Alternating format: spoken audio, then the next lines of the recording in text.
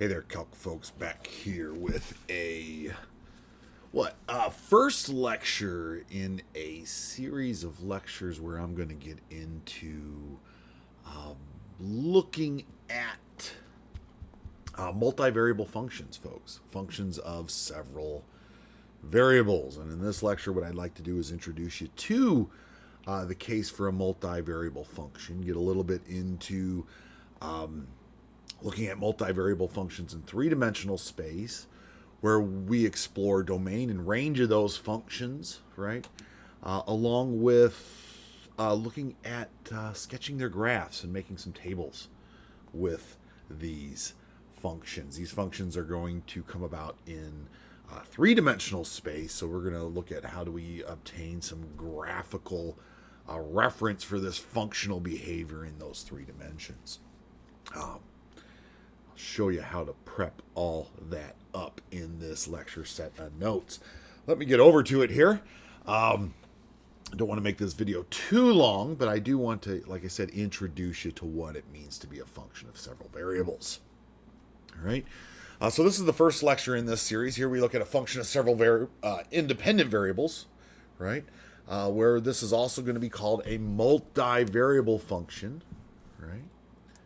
This is going to be what we define as a multivariable function, as a function that has several independent variables. It's only going to have one dependent variable, right? One dependent value that is dependent upon several independent values, right? Is what we call a multivariable function, right? It is a functional relationship between more than two variables, right? Where for each set of n greater than one independent values, there corresponds just one dependent value. And this is as opposed to what we would say is a single variable functional relationship. And this is a single variable functional relationship is really the functional relationships we've discussed up to this point, that we've kind of studied in our work up to this point in algebra and in our calculus. They are single variable functions are functions that have just one independent value. They have one dependent value, right? That corresponds to this one independent value. Remember, that's what it means to be functional in the end, is that for our given inputs, there corresponds just one dependent output in a functional relationship. In the case of a multivariable function, there are several independent variables that go into determining what is the one dependent value. And this is what we call a multivariable function. All right. How we denote them in three-dimensional space, right? We might consider the multivariable function in three-dimensional space described by z equal to the function notation f at x comma y. All right. This is a multivariable function notation to describe a function that exists in three-dimensional space. It is highlighting the name of the function as f, as we are familiar with. It is following that with that parentheses group, where within that group, or within that set of parentheses, we are highlighting what would be the independent variables in this relationship. And in three-dimensional space, what we often say is that those three dimensions are the dimensions of x, y, and z, right? Length, depth, and height, right? X, y, and z, where z is now going to become the sole dependent value, and it's going to depend upon the values of x and y in that relationship. All right? And what we have here is the notation for a function, folks, right? Where f of x comma y highlights the output of the function, the dependent value, which is equivalent to z, at these independent values of x and y. Notice there is just one dependent value, z, for this multitude of independent values. For the case of two independent values in three dimensions, where we're looking at those being x and y respectively.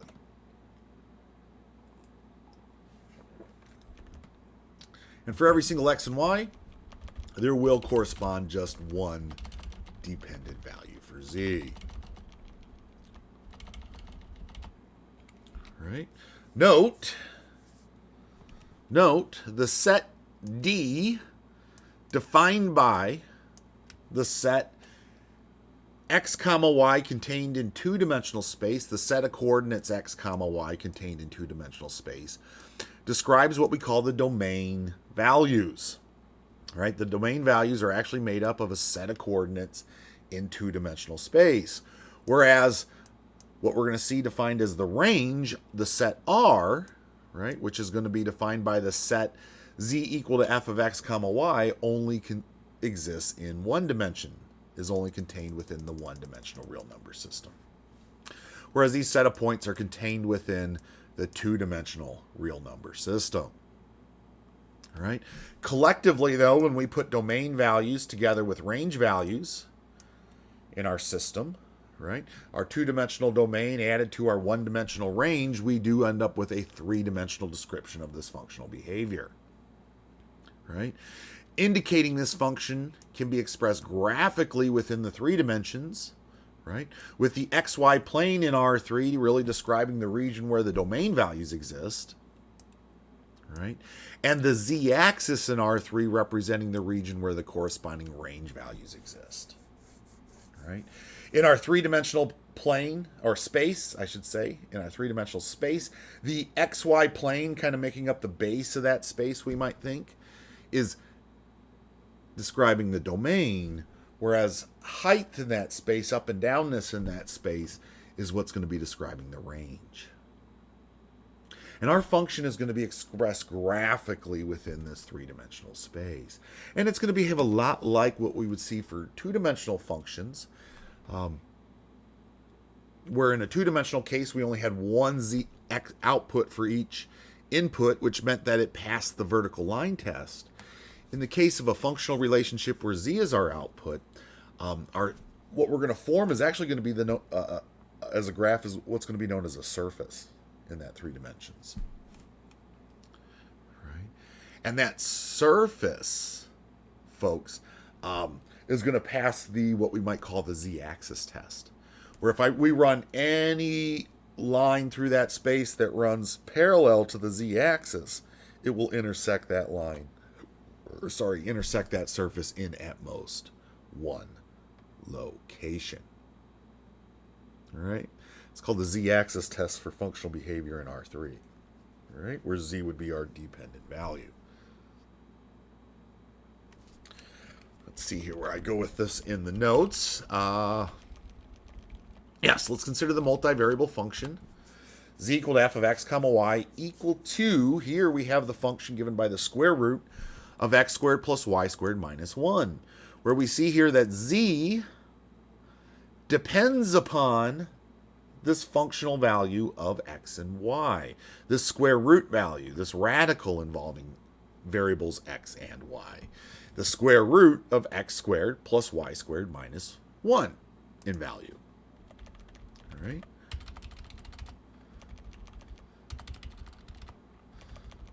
Right? And this multivariable does exist in three-dimensional space, where if we just spend a moment on its domain and how we would think about what would be the acceptable x and y values, the region in the xy plane that would describe x and y, where z would be a real number output, right? This region, D, for the domain, this set, is going to be described as the set of xy coordinates in two-dimensional space, such that we have this limitation on those x and y coordinates. Keep in mind, up here in this functional relationship, since z is equal to an even radicals value, the value underneath the radical symbol, let's see if I can get it just to highlight, this value underneath the radical symbol, right?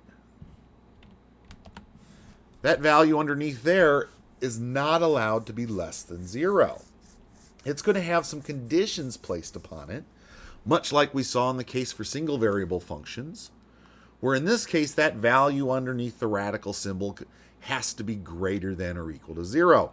So in our statement of the domain, being this set of xy coordinates in two-dimensional space, we do make note of that condition.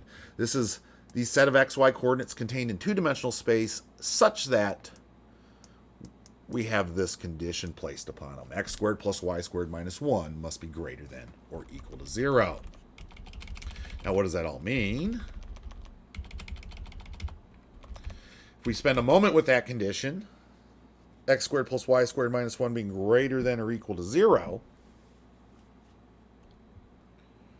where, folks, if we notice from the condition here, if we just add 1 to both sides, we do have the condition that x squared plus y squared must be greater than or equal to 1. Again, all coming from the fact that what underneath this radical here has to be greater than or equal to 0. All right.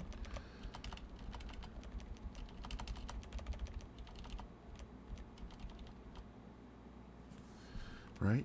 When we actually think about the domain being this region of space in 2 dimensions where this condition is true, right, we can say that it is illustrated by the following illustration here. What region of space we're talking about in the xy plane is what we see illustrated here. And if I make it a little bigger to see in the video without losing too much detail in the graph. We are talking about a region of space that starts at this circular bound, all right, centered at the origin, right? If we think about where this is all coming from, is this condition right here. And if we wanted to, we could come down here and place that in there. This is the exact same condition in what might be a little bit more of a comprehensible format, right, or form, just adding 1 to both sides. We can see that x squared plus y squared, right, which really just describes distance from some central location, that being here the origin, right, has to be greater than or equal to 1 in value, right, has to be outside of the boundaries of 1 is what we end up seeing here, right. What we are describing is a region that starts at the circle when it's the case for equals, a circle centered at the origin with respect, well, centered at the origin with a radius with respect to 1 in value. But because it's greater than, also discusses all of the space that lies outside of that region. Pick any value of x comma y. Now, this does go off into all x and y directions indefinitely, off towards infinity. I've only selected the portion of the region from -2 to 2, -2 to 2 along both the x and y axes. Right? But any point in space outside of this boundary, where within here we don't have the shaded region, these are non-acceptable domain values, right? But outside this space, any value of x and y is considered within the domain. Notice if I try to grab the origin here and plug it into this statement, that will not be greater than or equal to 1. That would be 0 in value, or -1 under the radical, which is where we have issue. All right. Folks, that's looking at domain. You're often going to be asked to, well, and I should say your analysis of multivariable functions starts right here. It starts with domain. If you're going, I don't know where to begin my analysis, this is where it begins. You ask yourselves, what is an acceptable input? All right. Once you start to know what you can acceptably place into the function as an independent value, an input, right? You can start to then explore what are your dependent values, right? Your output's going to do in terms of behavior, right? And be able to put that all together in some 3-dimensional understanding. Now, in terms of our output, one of the things we will notice is if I do lie on this boundary, we are acceptable. If I went out here to this point 1, 0, and I plug this into my function at 1, 0, I end up with the square root of 0, which is 0 in value. All right? In terms of range values, the smallest number I'm going to get out of this function, because I'm looking at a radical, an even radical, and it has no other value being added to it in the end here or subtracted from it, the largest value that's going to come, or the smallest value that's going to come out of a radical is the value of 0. You're never going to get a negative value to come out from under an even radical. Even radicals, right? Square roots, fourth roots, so forth, right? So this square root, right, will always produce a positive result, or the result of 0. It produces 0 right on this circular bound, but outside this bound, our z values will always be greater than 0. All right? Meaning that when we think about the range of this function, it does exist in one-dimensional space, and it starts at 0 and does everything above it. All right? I do think that is the next thing I make note on here.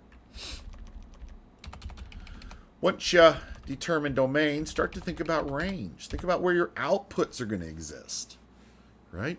And here we note all of our outputs are going to have to be greater than or equal to 0. The output of a square root value will always be 0 and above. You're never going to get negative outputs from a square root. They'll always be 0 and above in value. Right? So we know here for the range of this value, it's always going to be 0 and above. Z is always going to be greater than or equal to 0 in value. All right? This is where we begin in our analysis. When we're looking at a multivariable function, we start to ask, well, what could be acceptable inputs, and where are we going to find our outputs? Right? In value here, folks. Now, you can start to further that analysis by actually, and this also does help at times when trying to figure out how Z behaves. Range is a little trickier. You have to use a bit of intuition to kind of understand what your range values are, whereas there are some algebraic ways to go about exploring domain. Range is, because it deals with outputs, you kind of have to use some intuition and say, how do things behave when they are evaluated? Like square roots, how do they behave? Well, they're always 0 and above. All right? So it's a bit more intuition that you have to rely on when questioning range. If you need to, you can always make a table of values. Here I just selected a couple of x and y coordinates in my domain and explored their outputs. And notice there is that 1, 0. That is certainly going to give me an output of 0, and anywhere on that circular bound is going to produce an output of 0. But outside that circular bound, I do see some other coordinates placed in here, right, into my table, and I do see the respective outputs. Take note. Right? They are all greater than or equal to 0. Right? In value. And this is only 4 of really what is a field of an infinite number of input values, input coordinates, folks. But you can start to think about these as being points on a three-dimensional surface. These are your x, y values as a coordinate on that three-dimensional surface. Here are your z values. The coordinate 1, 0, 0 is going to be a point on this three-dimensional surface. The coordinate -2, 1, 2 is going to be a point on this three-dimensional surface. -1, -1, 1 is going to be a point on this three-dimensional surface. All right? But plotting points in 3 dimensions and trying to gain an understanding of what a graph might look like is not the way to go about sketching the surface of a multivariable function. This may work as a rather fundamental technique for single variable functions, but for multivariable functions, folks, it is certainly not enough information to go by, right? To make a table long enough to gain enough information just mentally, folks, putting it together in paper pencil methods is an unbearable task, right? It's just monotonous, right?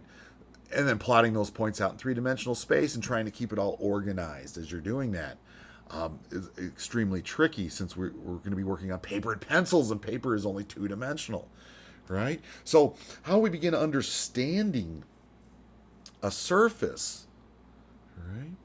How we begin understanding a surface here, folks, is understanding domain and range, but then just taking it a step further and actually starting to analyze it by analyzing its cross sections. What we're going to start to actually do with our surface is slice it up in different directions that actually run parallel to our three-dimensional planes of three-dimensional space, the xy, the xz, and the yz planes, right? And examine how those cross sections behave, right? for set values of one of the three variables, x, y, or z. What these cross sections are known as, folks, these are called traces. Right? To actually begin visualizing the relationship between domain values and range values, right? To graph a function and illustrate it as a surface in three-dimensional space, right?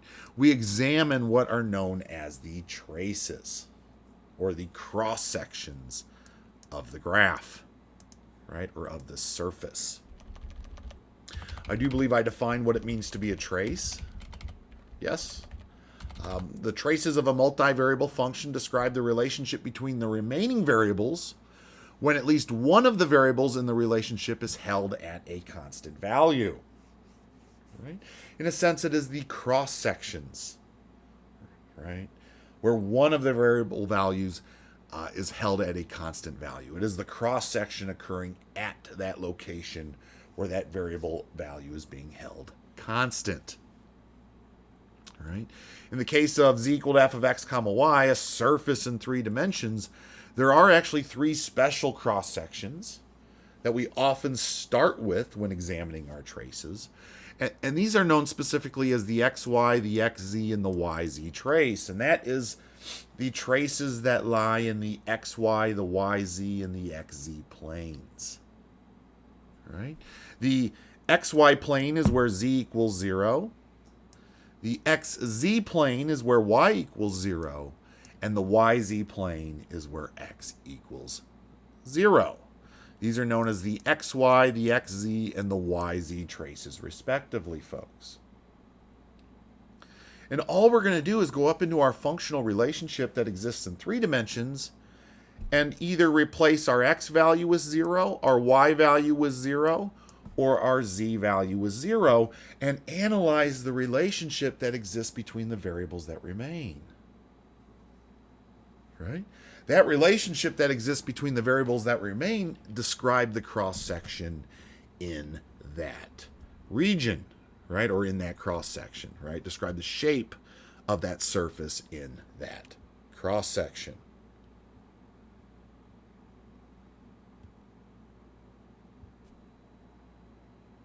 All right. If we look at some of the traces here, you will notice that up here in our functional description in our case, both the x, when x equals 0 and when y equals 0, we're going to see very similar results. So I think I start there in our analysis as we go back and we look at this example here, kind of continue our analysis of this multivariable function, right? And for f of x comma y equal to the radical here, we might consider the relationship illustrated by the what would be known as the xz trace, folks. The xz trace being where y equals 0 in our 3-dimensional system. This is going to be the xz plane in our 3-dimensional space, right? And this xz trace where y equals 0 is described by the relationship z equals the square root of x squared minus 1. Just simply substituting in 0 for y squared in our multivariable function will will 0 away, right? We'll be left with 0 minus 1, or just negative 1 in value there. So it'd be x squared minus 1 under our radical. This is going to be the relationship we would describe. And with a little bit of algebraic manipulation, we can get that into a format that we might be familiar with. Right? With a little bit of algebraic manipulation, that can be written as x squared minus z squared equals 1. Square both sides, right? Add 1, subtract z squared from both sides, and you'll obtain the relationship x squared minus z squared equals 1. And what is that? That is a hyperbolic curve. That is a hyperbolic curve that exists in the xz plane at the coordinates, right? Or with vertices at the coordinates 1, 0, and negative 1, 0, and have an oblique asymptotic behavior described by the line z equals plus or minus x. Right? Plus or minus being really the slope of these lines, plus or minus 1 being the slope of these lines. Right? these lines of oblique asymptotic behavior, describing where the ends of these hyperbolic curves would land. But let's take that into account. Furthermore, we understand, though, from our description of the function's range, our values of z, right, which are going to be describing that vertical space for that hyperbolic curve, only is going to exist greater than or equal to 0 above the xy plane, right, or above the x-axis in this cross-section. Implying this xz trace, right, will only exist above the xy, or above the x-axis, right, for values of z above, right, that x-axis. And if we actually note what that would look like as an illustration, this is an illustration of that trace. Make it a little bigger here so it might show up on the video a little better. It's about as good as I can get it without distorting it too much. But you can see there it's the upper half of the hyperbolic curve, folks, with vertices down at the bottom there along our x-axis, right, at 1, 0 and -1, 0. Right? And it's that hyperbolic behavior that we have illustrated here, right, for this cross-section. And its asymptotes are those dotted lines in that illustration. Those asymptotes are illustrated by those dotted lines, y equals plus or minus x, or z equals plus or minus x when we make the vertical axis z, right, in this illustration. Right, when we look at this particular cross-section where y equals 0 in our multivariable function. All right. This becomes the illustration of our cross-section. Right? And we see a similar illustration in the yz plane when x equals 0. We see a similar illustration for what's known as the what? A yz trace. Right? In the yz trace, it's going to be illustrated by z equals the square root of y squared minus 1, where using algebra, we can rewrite that as the equation y squared minus z squared equals 1, which is a hyperbolic curve described similar to above, but in the yz plane, respectively. So we see this illustration look a lot like this illustration, but you will notice the one difference being that the horizontal axis is labeled as the y-axis as opposed to the x. This is looking at the yz trace, whereas the one above is looking at the xz trace. All right. Those are going to look rather similar, those traces, those cross-sections. We might now consider what would the cross-section look like where where the output equals 0, where I'm backwards here. As for the xy trace, where I just noticed this, I'm getting it wrong as I'm describing it, and then I scroll down and it's wrong. Man, that's the subconscious telling you, hey, get ready, right? So this is where z equals 0, folks. And it is described by the equation 0 equals the square root of x squared plus y squared minus 1. Where you can manipulate that algebraically into the equation x squared plus y squared equals positive 1. If you square both sides, you can drop that square root, and 0 squared just turns into 0. So you could end up with 0 equals x squared plus y squared minus 1. Right? And if 0 equals x squared plus y squared minus 1, that means x squared plus y squared must be equal to 1 in value. With just a little bit of algebraic manipulation, we can build that equation there where we're familiar with what that equation describes. That equation describes a circle centered at the origin in our xy plane with a radius of 1 unit. And if we look at its illustration here, right, for the cross-section, that is what we see illustrated here in this cross-section. This cross-section exists in the xy plane, we can see, and it is a circle centered at the origin of that system with a radius of 1 unit. All right? That is what our xy trace would look like in this understanding of the three-dimensional surface described by z equals the square root of x squared plus y squared minus 1. All right? What we do with these three cross-sections is we can start to imagine how they might assemble themselves in three-dimensional space.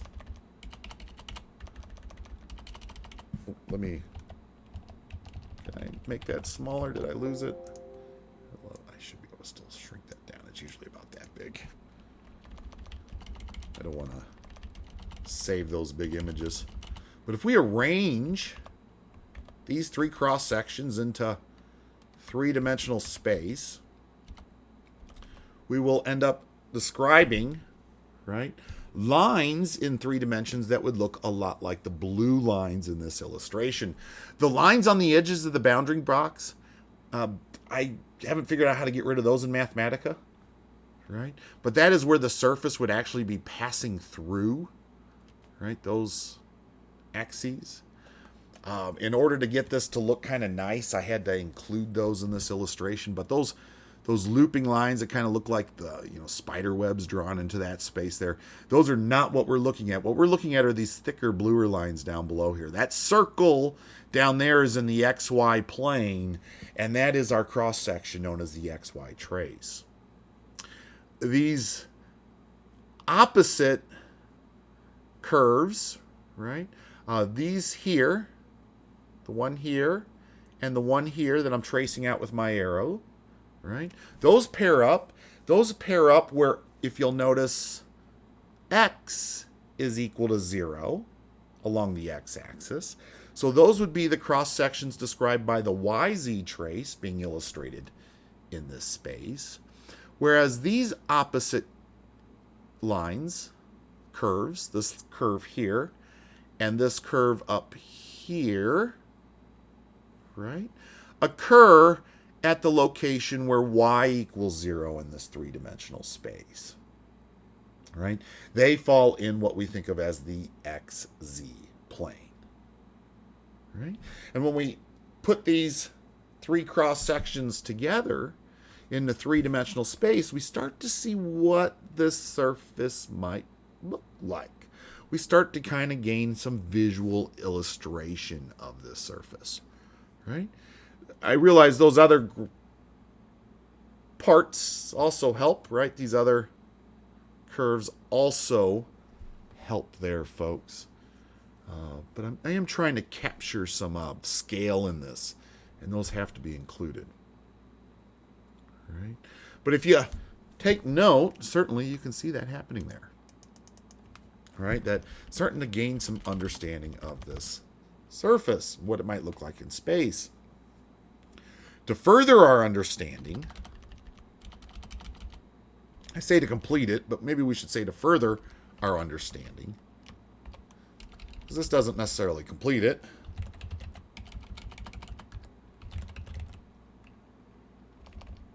Right? What you end up looking at is more cross sections, more traces. Right? Traces that occur at other values of x, y, and z. Right? Where x, y, and z are held at constant values other than 0. Right? And what I do here in this case, I look at a couple more. I look at the case for maybe where z equals 1 or z equals 3/2, and where x might equal plus or minus 1/2, and where y might equal plus or minus 1/2. And when I look at those cross sections, folks, when I go through an analysis similar to what I did above for the cases of x, y, and z equaling 0, but replacing z with now 1 and 3/2, or x with plus or minus 1/2, or y with plus or minus 1/2, I end up with descriptions, folks, that look a lot like these cross sections seen here, right? Which start to further our understanding of this surface. And it is a little hard to see here. Maybe what I can do, let me open up Mathematica where I'm able to twist around this surface in space here. It's opening.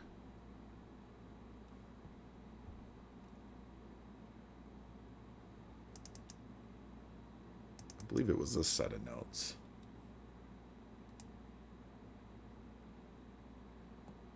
Oh, yeah, it's in here, but it is wrapped up in this illustration, folks.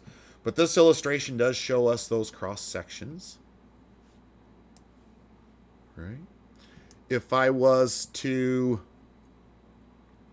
just take that illustration and start to roll it around there a little bit in space, you'll start to see how those cross sections come together to describe our surface. All right. You can see those cross sections lying on our surface. Whereas if we gather more and more of those cross sections, we could certainly start to gain a real understanding of what this surface might look like in space.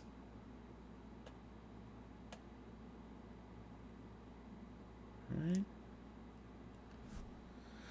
That is what we're doing here with these cross sections, folks, is we are laying out layers of this surface. Right? Laying out layers of this surface that when we reassemble, we can gain some understanding of what this surface might look like in a collective whole. Right? As a collective collection of these cross sections, right? And collectively, all infinite traces would describe the surface illustrated as follows. So I do give you an illustration of what I was just spinning around there in Mathematica, folks. All right. Now, we can go just a little further with this. Right? In addition to just examining the traces of the surface in R3, which is, you can see here, I've relied on Mathematica to help me really gain a really good illustration of this, folks. Trying to put this all out on the paper, certainly you can make your two-dimensional illustrations with some degree of accuracy, but as you get into 3 dimensions, none of you are expected to be artists that can sketch in this manner. You know, building something 3-dimensional to illustrate your surface is a little tricky. And to be able to have that and carry that around and put that in your back pocket, that might not fit. Right? Whereas what we have is an alternative that is sometimes used as a summary of our surface, folks, is when we gather the traces of our surface down into the Z plane, where we look at what we call the level curves of the surface, which form for our traces, our XY traces, or I really should say here, that form for the traces where Z is held constant at different constant values. And these are the traces that run parallel to the XY plane. They are the traces that are parallel to the XY trace in space. Right? When you take all those and you gather them up into the function's domain in 2 dimensions, right, down into that XY plane, you form what's called a level curve, right, to describe this multivariable function, right, to help summarize that multivariable behavior. Right? And it's summarized into a 2-dimensional picture. And as I said, we should be pretty good at being able to sketch out what something looks like 2-dimensional. It fits naturally on the page. All right? 3 dimensions is a little trickier. So this is something that is a little bit more compact. It might fit in our back pocket, and we're able to carry it with us a little better, right, in terms of something to work with and usability right down the road. In this particular case, right, we have the level curves for our surface where Z is equal to 0, 1, 2, and 3 in value. And you can see here we've gathered them down into our description of the domain. Right? If we go back and look at our domain, remember our domain, it all starts there. Oop, it's not that long, folks. I'm just scrolling back and forth. Here's our domain, right? It all starts here, folks, where what we can do is start to also look at what our surface might look like sliced up in those horizontal cross sections, right? Those cross sections that might run parallel to our, XY plane down here. Right? These circular cross sections in here, take those and drop them down and organize them into the XY plane. And what you are going to form, right, folks, if I scroll down again, you are going to form this illustration known as a set of level curves. Right? Let me enlarge this a little bit in our video here. Right? You can see the domain in the background there. Here is its innermost boundary, right, where the output of the range is equal to 0, right, on this circle here. That is also our very first level curve. That is where z equals 0, that innermost circle. Whereas this is going to be the cross section, what it would look like in the xy plane, where z equals 1. Where z equals 2, that's going to be this cross section here in the xy plane. And where z equals 3, that's going to be this outermost cross section. Right? Certainly, where we're going to get larger values of f is as we get further from the origin in the xy plane. Right? And then it happens in a very uniform way, in a very uniform behavior. Where what a level curve does is certainly it shows us what those cross sections might look like, and you can start to relate that image back to what we would understand three-dimensionally. Right? But one of the other things we want to point out is notice that in these level curves that I chose, the difference between my layers from z equals 0 to z equals 1 to z equals 2 to z equals 3, the difference in these horizontal slices up the z-axis were all 1 unit in length. We're all changes of 1 unit.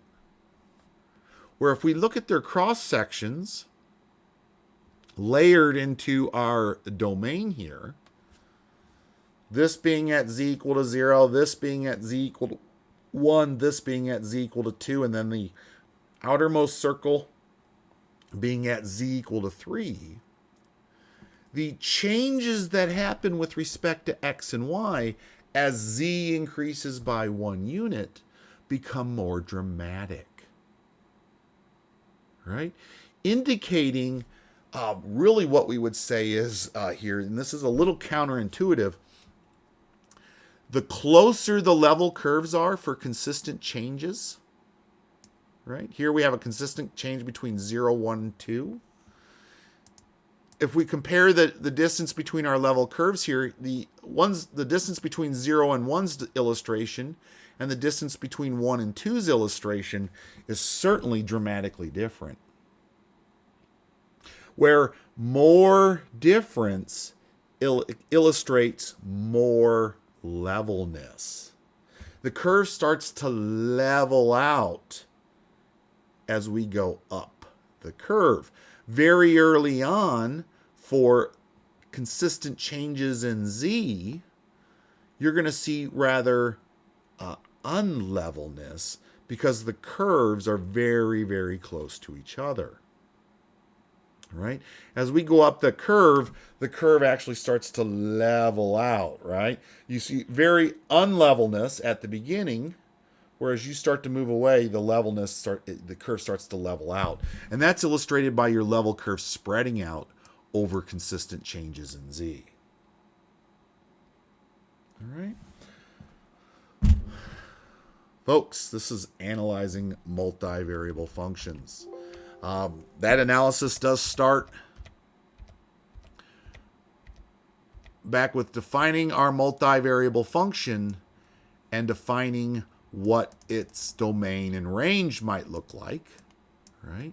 Understanding what they would look like as both sets of numbers and as regions, either in two-dimensional space for the domain or in one-dimensional space for the range, right? Where we can then take that analysis further, right, by starting to examine our cross sections, right? These things known as traces. There are 3 specific traces you might start with, the traces where x, y, and z might all equal 0 respectively, right?